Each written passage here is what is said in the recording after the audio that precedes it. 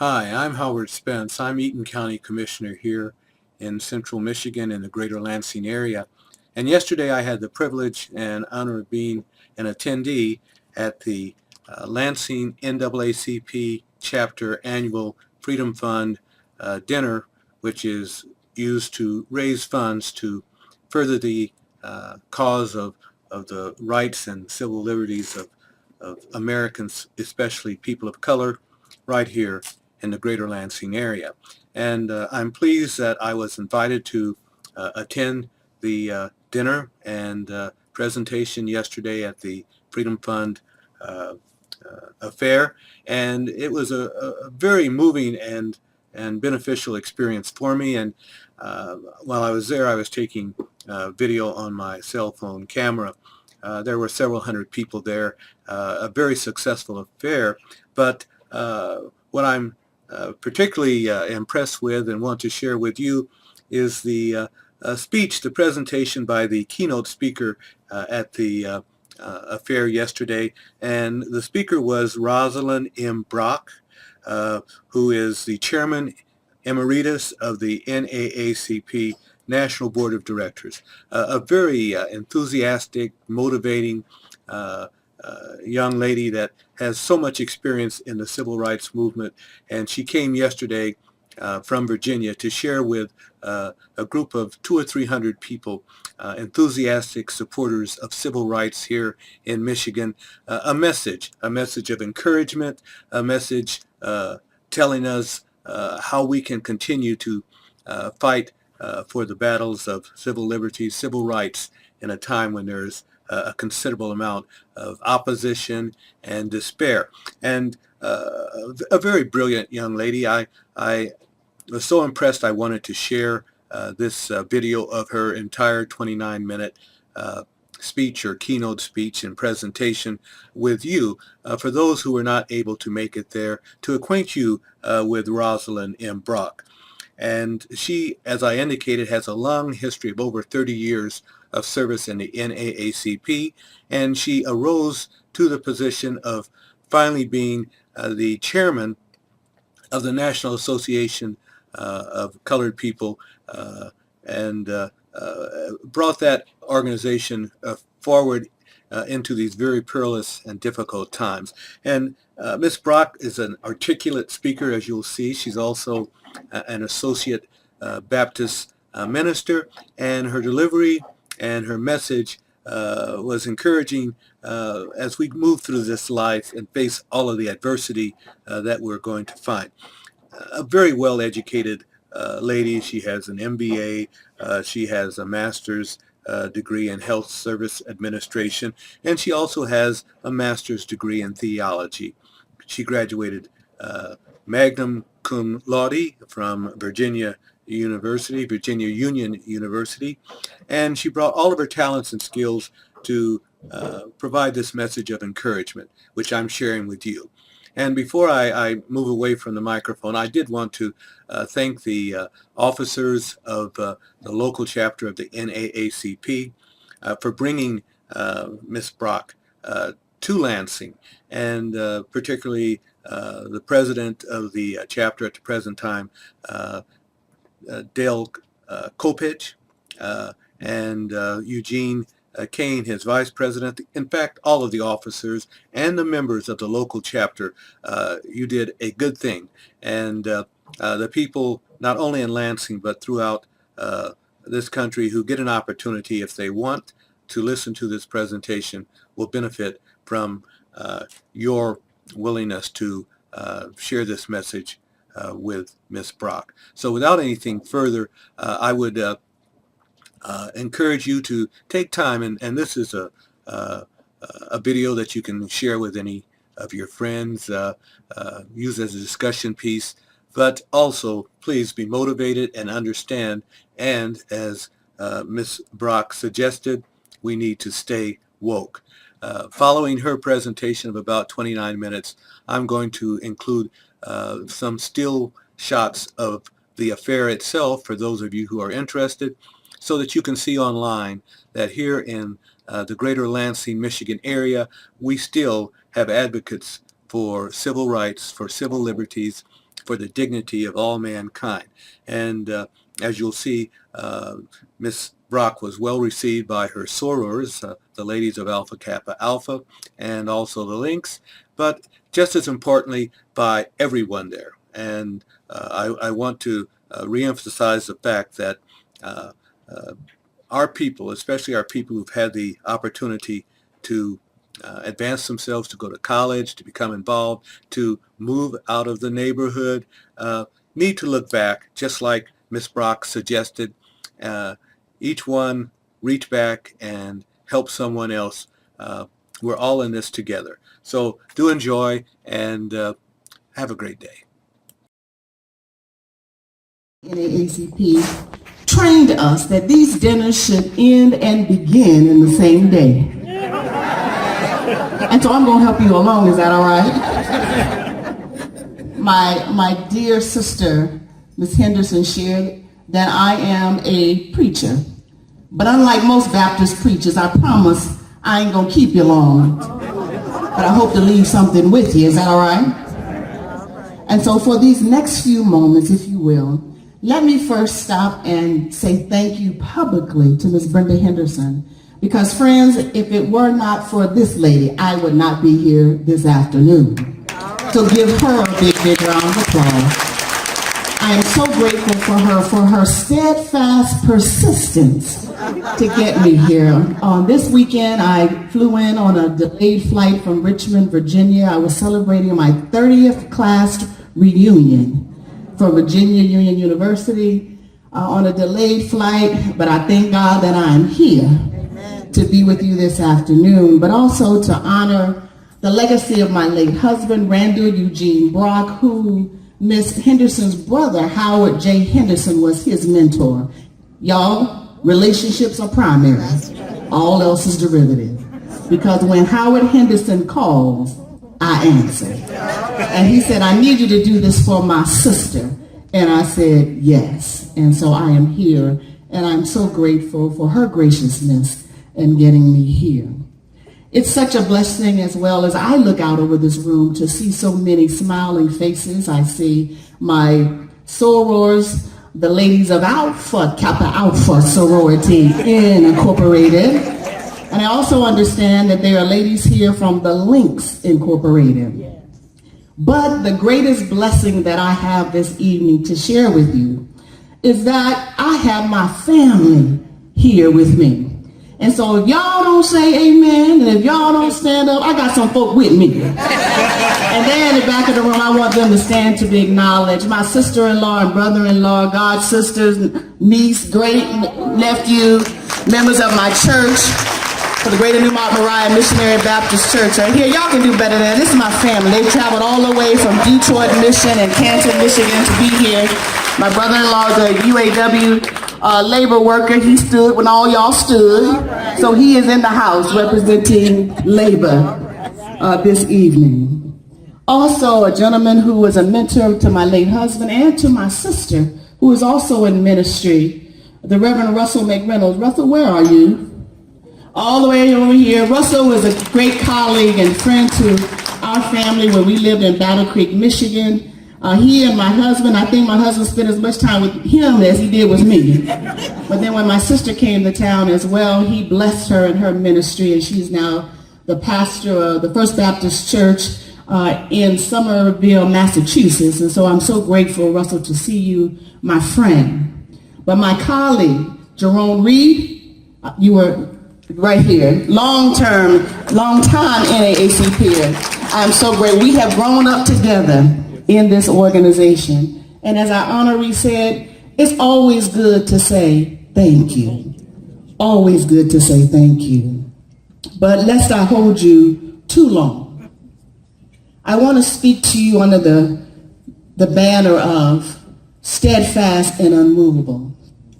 I'm here with my colleague from the member of the National Board of Directors and one of our national officers.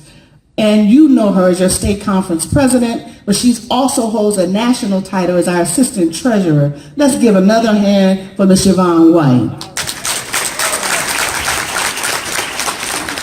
President Colbert, officers of the local branch, and guests, the NAACP has a very, very rich history.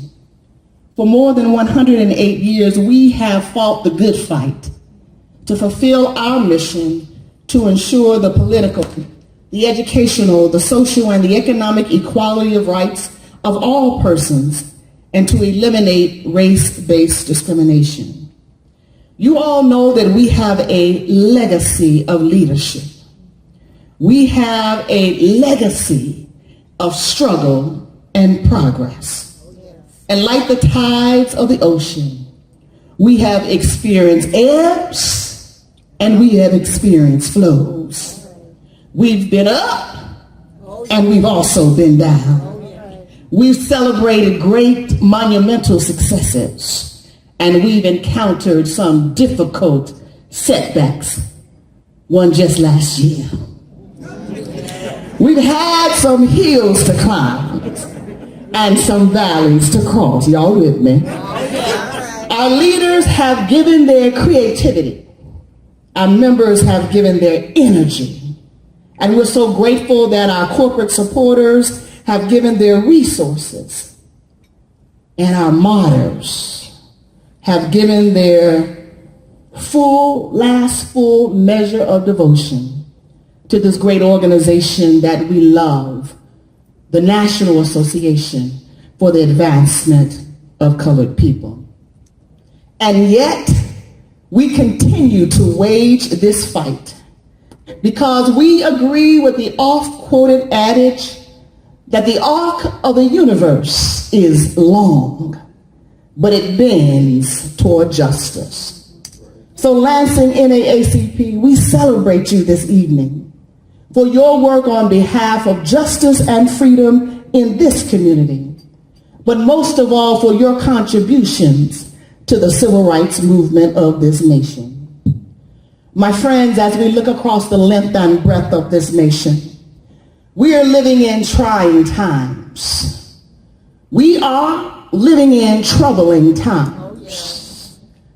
McReynolds, we're living in tumultuous times.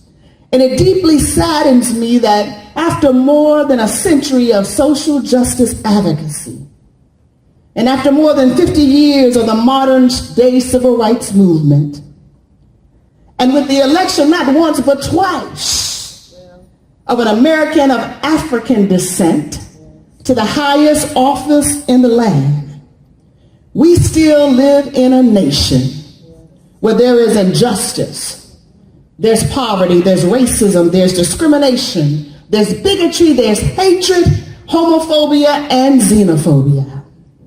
Now, you may not believe it in your bucolic neighborhoods of the Midwest here in Lansing, but there is a real radical and revolutionary statement that can be made. Let me share something with you. Race matters in this country. And the pendulum of justice is moving quickly backwards for communities of color. As I travel around the nation, I share with folk, we live in America. A-M-E-R-I-C-A, America. Those letters form a declarative statement. Throw it up, shake it up, and put it back together again. And that statement is this: I am race. You try it. The letters of America. I am race. The constructs of race and racism continues to raise its ugly head in this land. And it appears to be embedded into the American psyche and in the fabric of our very lives. Fear of violence is paralyzing and polarizing this nation. We are living again in the days of overt aggression against people of color. The days of subtle racism seems to be passé. Folks, it is unbelievable what some folk think they can say and do, and what they can get away with since November the 8th, 2016. Because of their racial prejudice and racial bias and perceive racial privilege. It saddens me that the original sin of racism surely harms people of color. But I stopped by for a moment to share with you that poison also perpetrates those who deliver it on others as well. So today we must lift each other up and make life joyful, make life more life-giving for every American in this nation. That's what it means to make America great again. Not by pitting one group against the other. We must find opportunities to embrace our common humanity.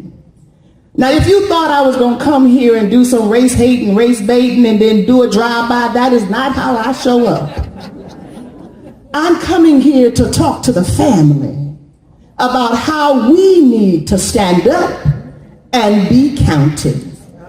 Because our theme, steadfast and immovable, these words of resistance, words of defiance, and words of survival are grounded in our DNA as freedom fighters. And we will never tire of working diligently to ensure a more fair and equitable society, not just for some folk, but for all in this nation. Now is the time for us to stand up. When we look at what's happening now, it seems like it was happening when? Back then. We're in battles right now that we thought we won back then. And so I submit to you tonight that I just believe that the strategies that we used way back then, they need to be deployed right now. Somebody said that it's hard to stumble when you're on your knees. HIV and AIDS was at its height in our community. I was 19 and I was optimistic. I was a college student. I was determined that I was going to change the world, or at least my corner of it. And I was inspired by the work of this great organization. And I believed that it could benefit for the infusion of some young people, particularly some women. And now 33 years later, you do the math. I'm still standing and speaking out for justice and equality for this organization. Because I believe that we've come too far and we ain't gonna let nobody turn us around. This work, my friends, this justice work requires, William, that we live beyond the bubble of our Facebook friends. It requires us to physically be with each other in face-to-face meetings with folk who don't look like us, so that we can work in coalitions to do something about the problems in our community. And we must be willing to work with folk who we think are enemies now in order for this nation to survive in the future. And so as agents of change and as agents of transformation, now is the time for each of us to find our voice and to work with every segment of American society to call for greater activism and greater participation in this nation. Now more than ever, my friends, we need authentic servant leaders. Those leaders who understand that life is about others and that service to others is truly the rent we pay for the space we occupy. We need to once again bring to life the whispered narratives of our foreparents who said that we will continue to stand and speak truth to power. So I believe that is our charge tonight. That we have to, as the millennials say, stay woke. and that to understand that one person with courage makes a majority. We have to be willing to deal with the issues that plague our community. We must be willing to defend and to fight to the end those issues that are important to us. My colleague Yvonne White said that we must vote. We have forgotten the power of that franchise. Too many people died for us to be where we are now, for us to sit at home and let that day go by and we not get out and vote. And so I implore you, I beg you, I plead with you, please make sure that you get lottie-dottie or everybody to the polls to make sure that they vote. We also must understand the importance of health care. Health is wealth in our nation. Too many of our brothers and our sisters are dying of the opioid epidemic in our nation. We must fight not just for integrated police departments, but for community-oriented policing that values everyone in our community. And we must raise our voices against any state police director who uses her Facebook page to express her racial bias. You must stand up and have your voices heard. We must fight not only for a few more places at the table, but for a transformed political system where everyone has representation. And it is no longer just those who are big donors or those who are in the pocket and subservient to the alt-right. We must also fight for greater funding and investments in, let me say it very, very slowly, public education. Because our children need the kind of training that would prepare them for the 21st century. Public dollars from enhanced millages should not be siphoned off to support for-profit charter schools. I'll say it again. We must support public education. Just because you have moved out of the neighborhood does not mean that somebody else's child has to go to dilapidated schools. Education is free in this nation. Let's ensure that everyone has an access to quality public education. We must also fight against the reign of terror on our immigrant brothers and sisters who fight for fair and humane immigration policy. Y'all are a little slow on that. But let me share this with you again.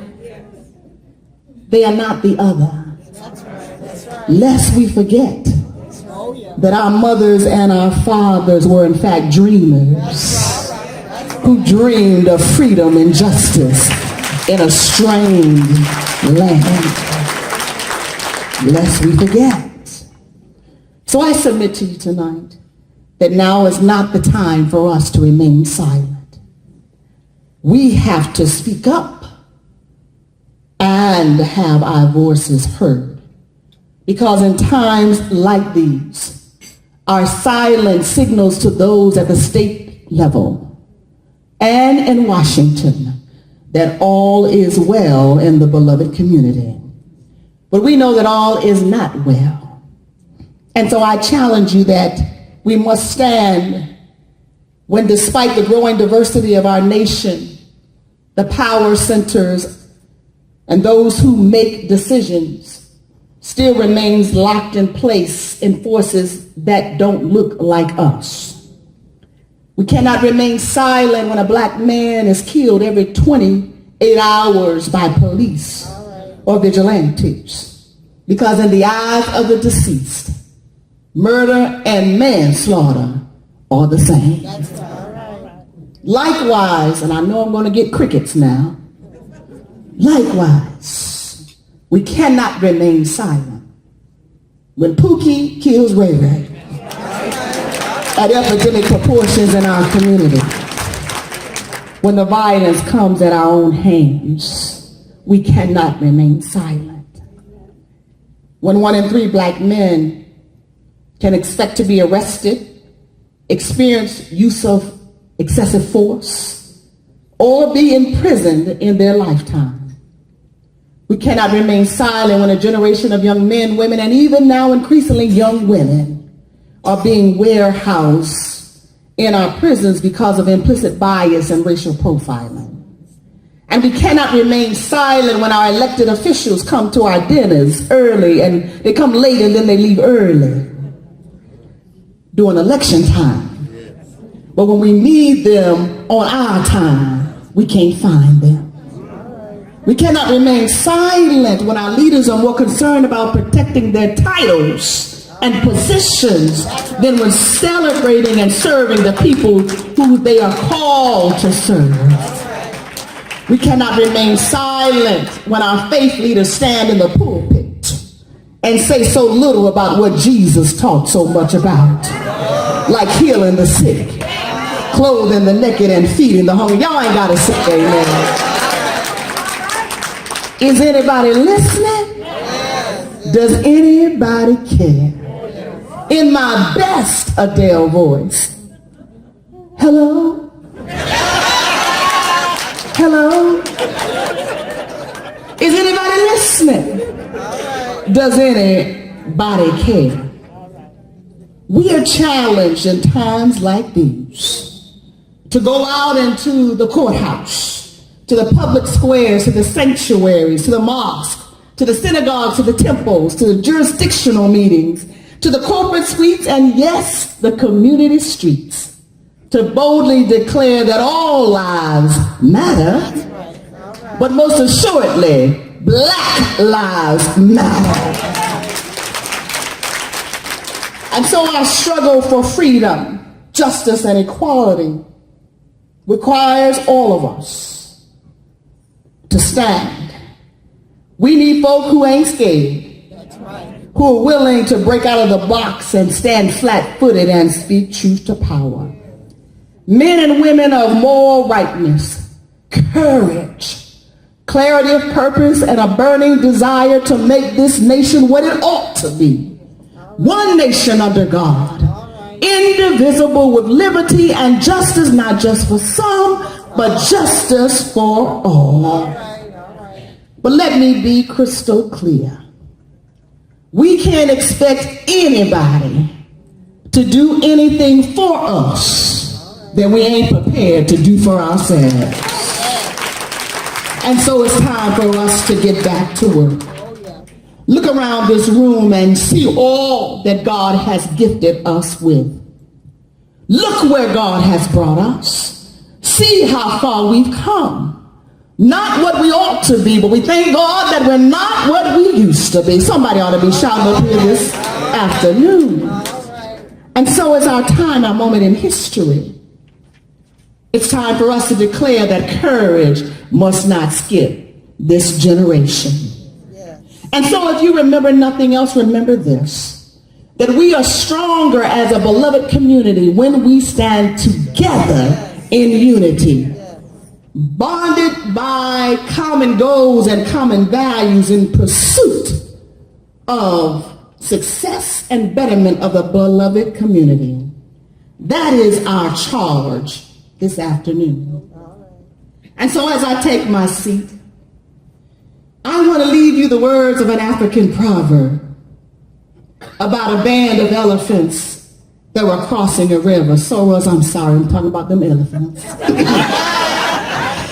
There were some little bitty elephants, and there were some medium-sized elephants, and there were some big elephants walking along an African terrain. And as they were walking, those elephants came upon a river. It may have been the Michigan River. But as they were walking, those big elephants got in and started moving across the water. And as they were moving, the medium-sized elephants got in the water.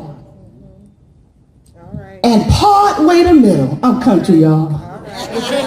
Partway the middle, somebody yelled up to the leader and said, Sister Leader,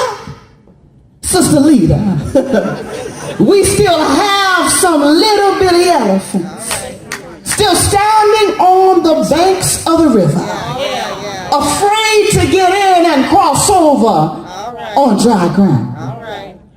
So those big elephants, seeing the situation, they didn't call a town hall meeting. Those big elephants, they didn't write a government grant.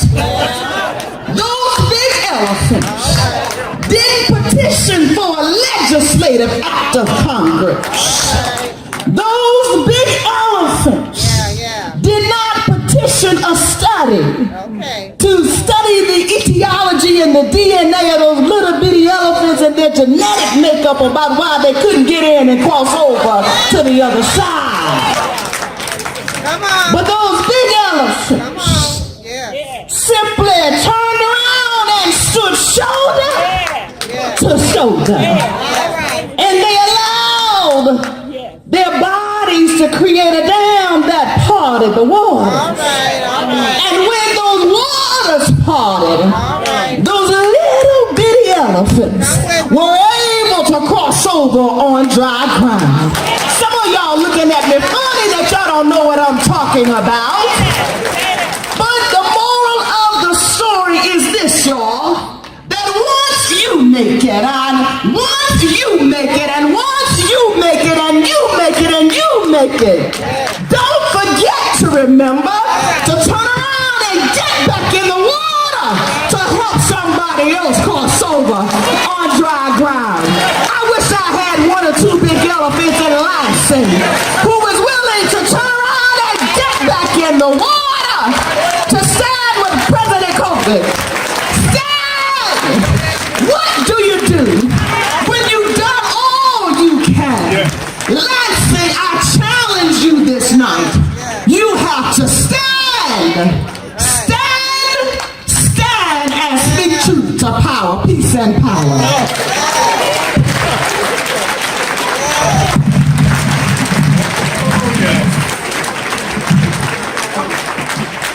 I'm going to ask Sister Brock to stay up here with me.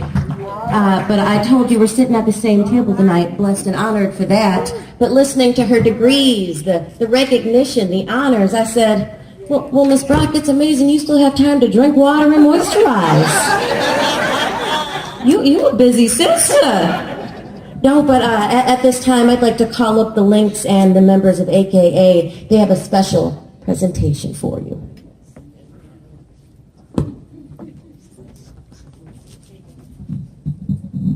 Good evening. What a powerful message. I think we are about ready to pop lots of water. On behalf of the members of Alpha Kappa's Alpha Sorority, Delta Tau Omega chapter here in Lansing, we invite you and are pleased and honored that you have come to the Big L, home of our 24th International President, Dr. Eva L. Evans, and our APIS Regional Director, Dr. Gloria Stevens Smith, and all our members. Would you please stand as I present to you these flowers? And I am a native Virginian also. Thank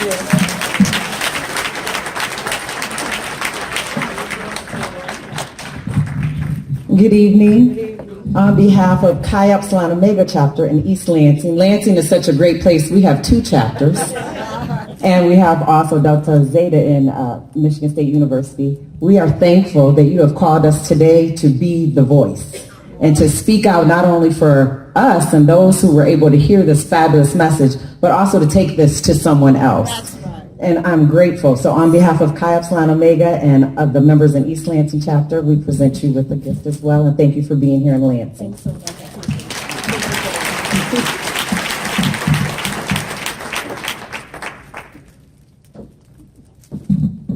On behalf of the Lansing East Lansing Links Incorporated, we are honored that you are here tonight, and we hope you enjoy your visit to the Big Al. And so I would like for all of our Link sisters to stand up. If you are here, stand up please quickly. As well as our Alpha Kappa Alpha sorority sisters, please stand. All of you. Okay. Thank you so much for being here.